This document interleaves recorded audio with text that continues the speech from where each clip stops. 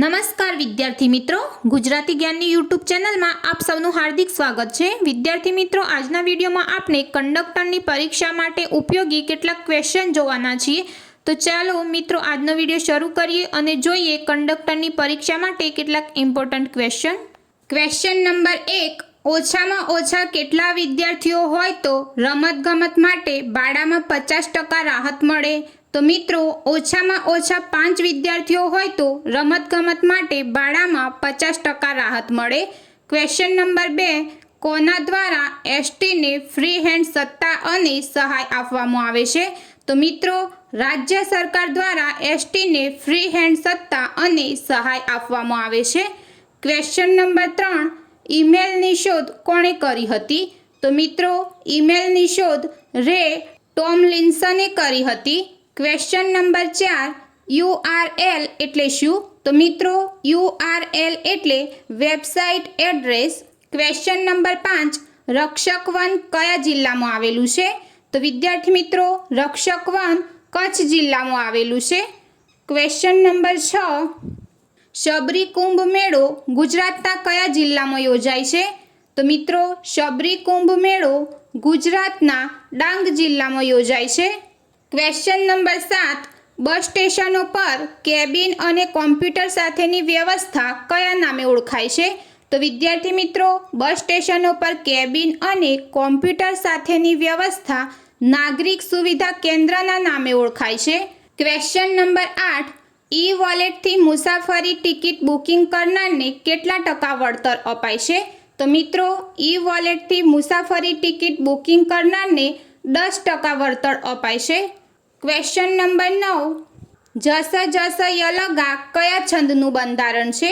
તો મિત્રો, જસ જસ યલગા પૃથ્વી છંદનું બંધારણ છે। ક્વેશ્ચન નંબર 10, હાથનો ચોખ્ખો રૂઢિપ્રયોગનો અર્થ જણાવો।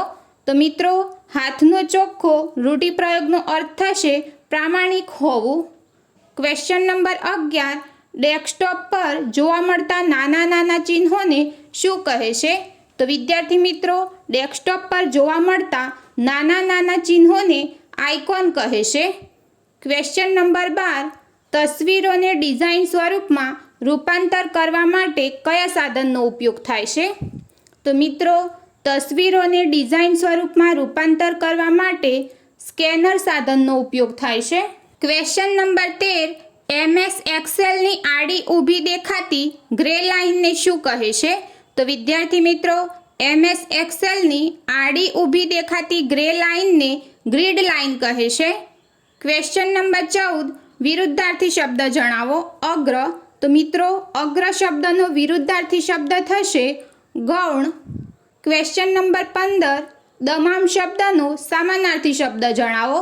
તો મિત્રો, દમામ શબ્દનો સમાનાર્થી શબ્દ થશે ભપકો, દબદબો। ક્વેશ્ચન નંબર 16, વિશ્વ પુસ્તક દિવસની ઉજવણી ક્યારે કરવામાં આવે છે? તો વિદ્યાર્થી મિત્રો, વિશ્વ પુસ્તક દિવસની ઉજવણી 23 એપ્રિલના રોજ કરવામાં આવે છે। ક્વેશ્ચન નંબર 17, શબ્દ સમૂહ માટે એક શબ્દ જણાવો। ખાસ માનીતો મુખ્ય શિષ્ય, તો વિદ્યાર્થી મિત્રો, ખાસ માનીતો મુખ્ય શબ્દનો શબ્દ સમૂહ માટે એક શબ્દ થશે પટશિષ્ય। ક્વેશ્ચન નંબર 18, હમીરજી ગોહિલનો પાળિયો ક્યાં આવેલો છે? તો મિત્રો, હમીરજી ગોહિલનો પાળિયો સોમનાથ ખાતે આવેલો છે। ક્વેશ્ચન નંબર 19, જીએસઆરટીસીની ટેગલાઇન શું છે? તો મિત્રો, જીએસઆરટીસીની ટેગલાઇન સલામત સવારી એસટી અમારી છે। ક્વેશ્ચન નંબર 20, ઈટીએમ મશીનના અમલ પહેલાં કઈ ટિકિટ વપરાતી હતી? તો મિત્રો, ઈટીએમ મશીનના અમલ પહેલાં પ્રિન્ટેડ ટિકિટ વપરાતી હતી। ક્વેશ્ચન નંબર 21, શાળા કોલેજના વિદ્યાર્થીઓને અપાતા રાહત પાસ કેટલી મુદતના હોય છે? તો મિત્રો, શાળા કોલેજના વિદ્યાર્થીઓને અપાતા રાહત પાસ ત્રિમાસિક મુદતના હોય છે। ક્વેશ્ચન નંબર 22, ₹60ના ભાડામાં અમદાવાદ વડોદરા વચ્ચેની બસ સેવાનું નામ શું છે? તો મિત્રો, ₹60ના ભાડામાં અમદાવાદ વડોદરા વચ્ચેની બસ સેવાનું નામ મેટ્રો લિંક છે। ક્વેશ્ચન નંબર 23, ગાંધીજી એટલે ગાંધીજી અલંકાર જણાવો। તો વિદ્યાર્થી મિત્રો, અહીં ઉપમેયને ઉપમેય સાથે સરખાવ્યું છે, તેથી અહીં અલંકાર બનશે અનન્વય અલંકાર। ક્વેશ્ચન નંબર 24, ઇન્ટરનેટની શોધ કયા દેશે કરી હતી? તો મિત્રો ઇન્ટરનેટની શોધ અમેરિકા દેશે કરી હતી। ક્વેશ્ચન નંબર 25, ડિલીટ કરેલ ઈમેલ ક્યાં જાય છે? તો મિત્રો ડિલીટ કરેલ ઈમેલ ટ્રેશ બોક્સમાં જાય છે। ક્વેશ્ચન નંબર 26, કમ્પ્યુટર બંધ કરતાં શેમાંથી માહિતી નાશ પામે છે? તો વિદ્યાર્થી મિત્રો કમ્પ્યુટર બંધ કરતાં રેમમાંથી માહિતી નાશ પામે છે। ક્વેશ્ચન નંબર 27, રાજમહેલ કયો સમાસ છે? તો વિદ્યાર્થી મિત્રો રાજમહેલ શબ્દનો વિગ્રહ કરતા થાય છે રાજાનો મહેલ। તો વિદ્યાર્થી મિત્રો અહીં મધ્યમ પદનો લોપ થાય છે માટે સમાસ આવશે મધ્યમ પદ લોપી સમાસ। ક્વેશ્ચન નંબર 28, દર વર્ષે વિભાજન વિભીષિકા સ્મૃતિ દિવસની ઉજવણી ક્યારે કરવામાં આવે છે? તો વિદ્યાર્થી મિત્રો દર વર્ષે વિભાજન વિભીષિકા સ્મૃતિ દિવસની ઉજવણી 14 ઓગસ્ટના રોજ કરવામાં આવે છે।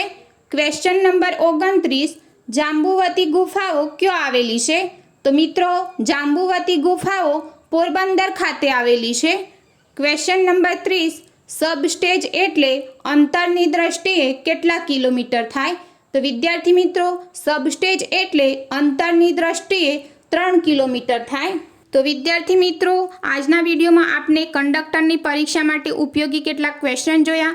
જો તમને આજનો વિડીયો પસંદ આવ્યો હોય તો વિડીયોને લાઇક કરો, તમારા મિત્ર ગ્રુપમાં શેર કરો અને આવા બીજા વિડીયો જોવા માટે ગુજરાતી જ્ઞાનની યુટ્યુબ ચેનલને સબસ્ક્રાઈબ કરો।